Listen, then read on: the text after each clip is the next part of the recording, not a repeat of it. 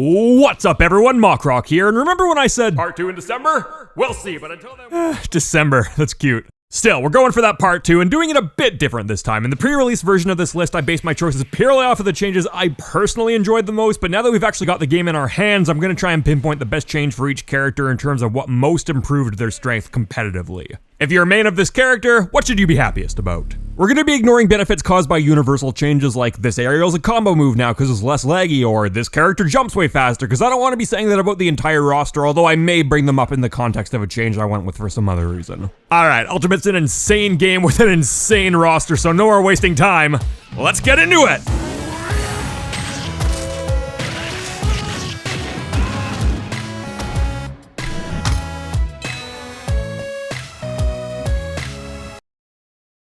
Mario's Super Jump Punch now kills reliably. In Smash 4, he was great at getting ladder combos, but they generally didn't kill unless you went for a Hail Mary with a giant processed ball of cheese that was turnaround rage up B. This new knockback kills far more consistently and makes ladder combos into death a staple of Mario's playstyle. DK's kind of tricky to decide on since he lost Ding Dong in exchange for a ton of bonuses in other areas, but I've ultimately got to go with the insane speed boost to aerial hand slap. DK's main weakness was his disadvantage state, and while it's still not good, an extra landing option this strong is an awesome tool in his kit, and it has a lot of other utility where before you just basically didn't use it.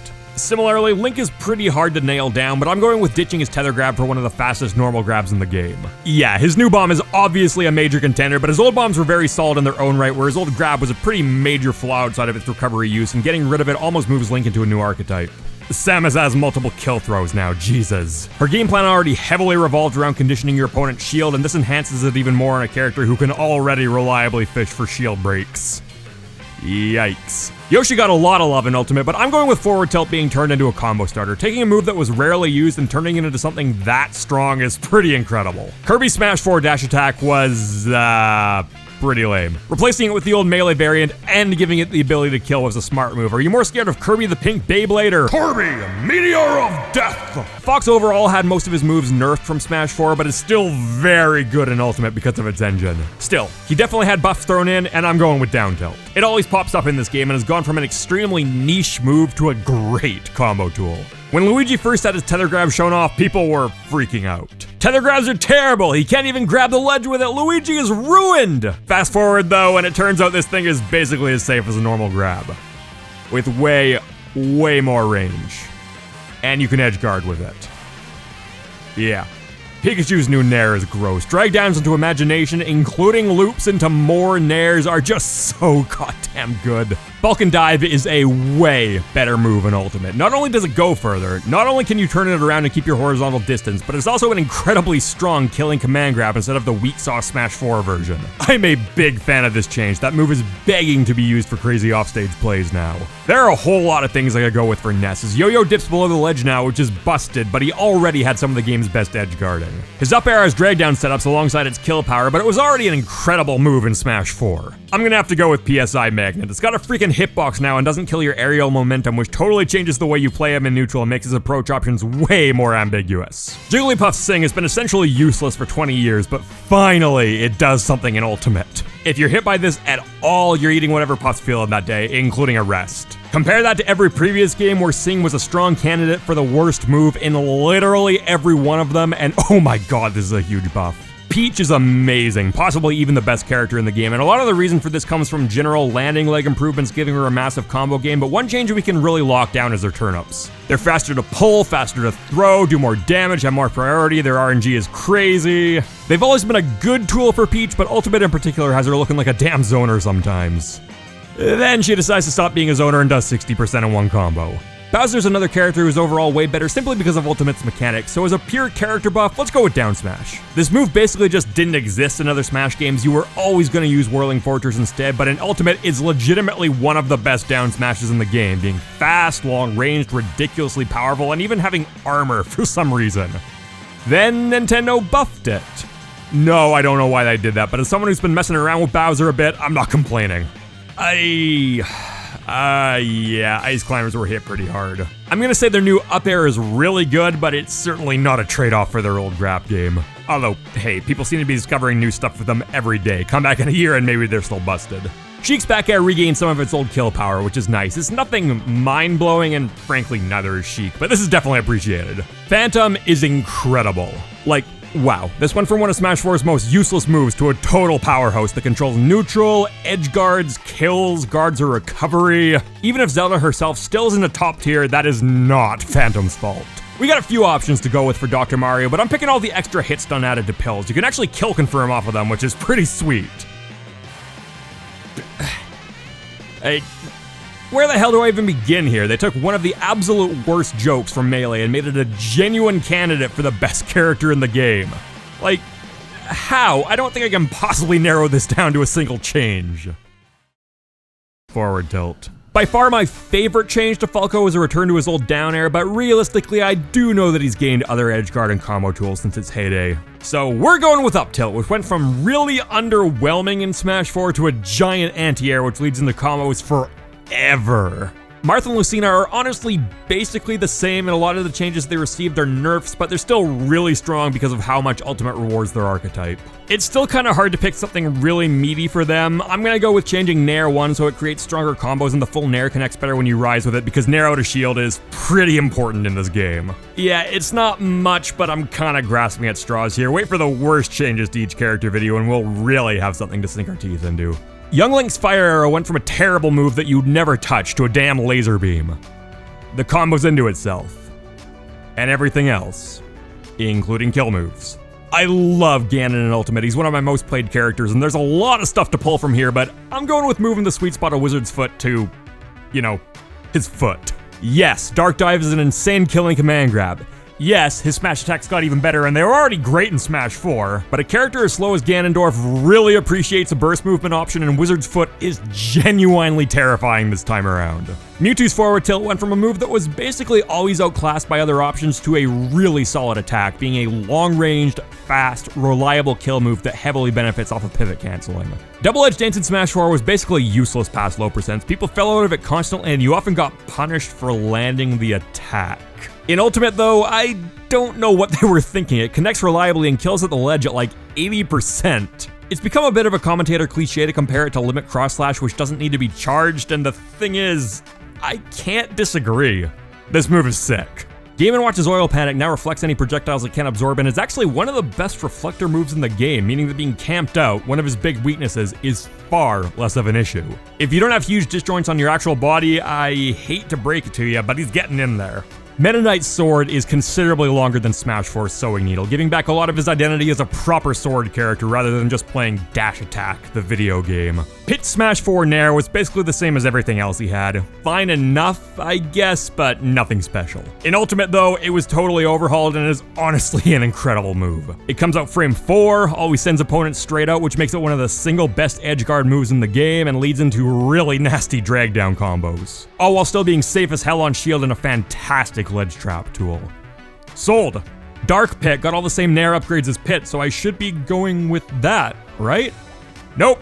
Silver Bow. My god, this move got the sauce. It's way faster and less laggy, does far more damage, benefits a ton from air dodges being worse, and most importantly, sends outwards instead of upwards, which means if you're hit by it off stage, you're probably not coming back. Silver Bow is now a major part of Dark Pit's neutral and edge guarding, and actually makes his game plan fairly different from Pit. He goes for kills and traps off stage rather than tacking on reliable damage, and uses his arrows similar to how Wolf would use a blaster. Not only a huge improvement, but also damn good design as far as I'm concerned. You've got a clone with two different moves who plays totally differently as a result. Yeah, damn straight I sound biased in this section. Dark Pit's my main and Ultimate, and my video, my rant. Zero Suit Samus got hit pretty hard coming into Ultimate, but none of that applies to Plasma Whip. Not only can you choose between sending your opponents out or hooking them in, but it's also got some of its old Brawl kill power back and is a great option for deep edge guards. Oh my god, there's so many things to choose from with Wario. Nair and up air are fantastic, but I feel like that's maybe veering a bit too much into the no ultimate mechanics rule I mentioned in the intro.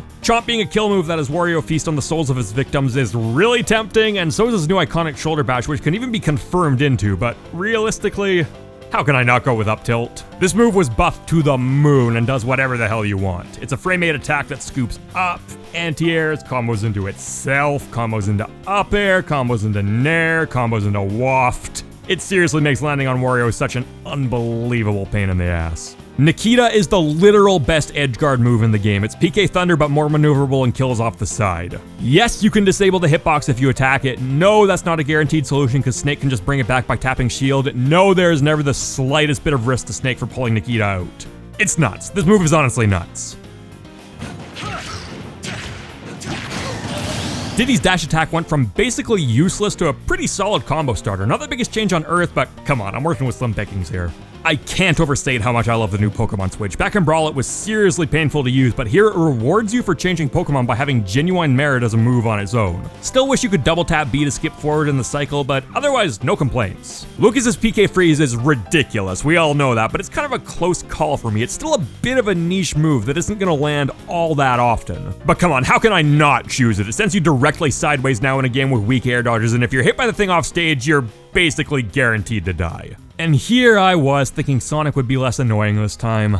Then they go give homing attack 1,000 years of charge time and the ability to combo. DDD has a lot of changes to work with. His Gordo stick is far more consistent. Forward smash works as a shield breaker. Down tilt spline spot was...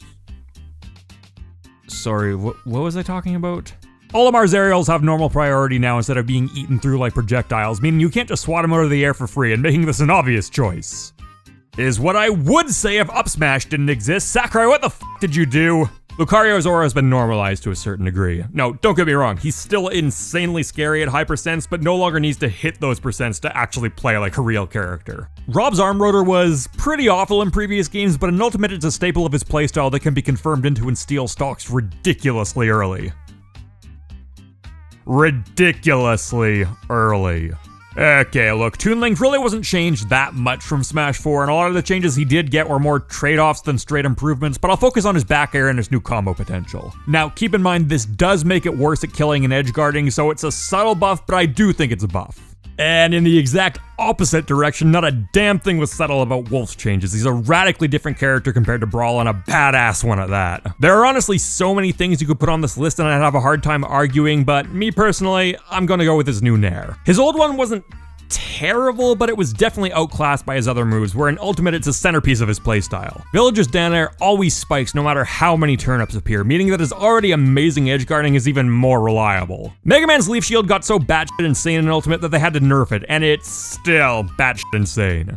Seriously, someone please teach me how to deal with this thing without having a stroke. Deep breathing is, pretty good.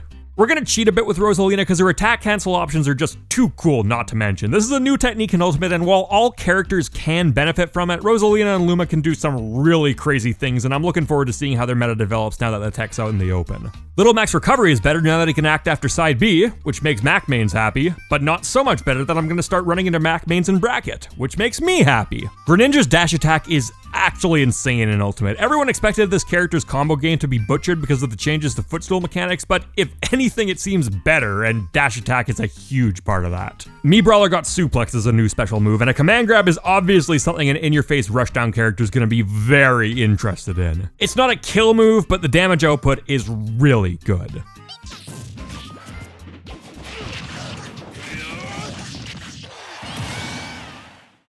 Who decided this was okay and why are they still employed at Nintendo? Mii Gunner's neutral air has gotten way better and gives off some serious Cloud vibes. Yeah, I know her zoning tools got stronger as well, but she was already pretty good there. Getting some close quarters help was a big deal. Palutena had Explosive Flame folded into her core moveset, and it's a really dangerous and obnoxious move. Smash 4 Pac-Man 100% had the worst grab in that game. It seemed like it was programmed by an unpaid intern's dyslexic niece. This time around, it does what grabs are supposed to do, and he even has throw follow-ups, meaning in Ultimate, Pac-Man mains actually get to press Z. Robin's Elwind goes much further, can be angled, and gives a small boost even if the Wind Tome is used up. A lot of their other special moves were overhauled as well, but with how harsh Ultimate's offstage game is, the ability to mix up your recovery is pretty vital, and they basically just could not do this before. Shulk not only got a slick new wheel to choose his Monado art, but he can also, change arts during hit stun? This is genuinely one of the biggest buffs in Smash history, and I'm honestly shocked it's in the game. Bowser Jr. actually has two hurt boxes, the body and the cart. The body takes extra damage, the cart takes less. But what if both get hit at the same time?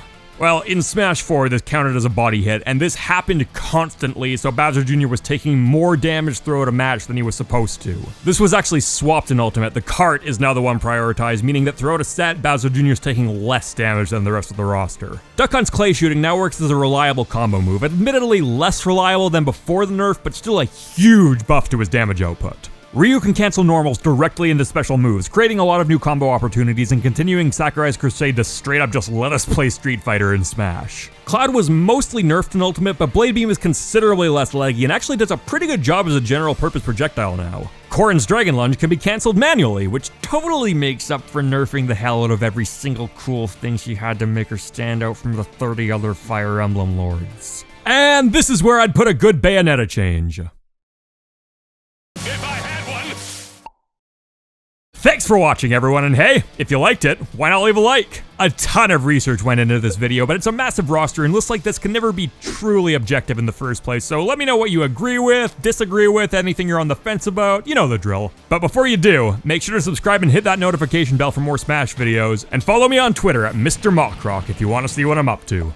Later, people!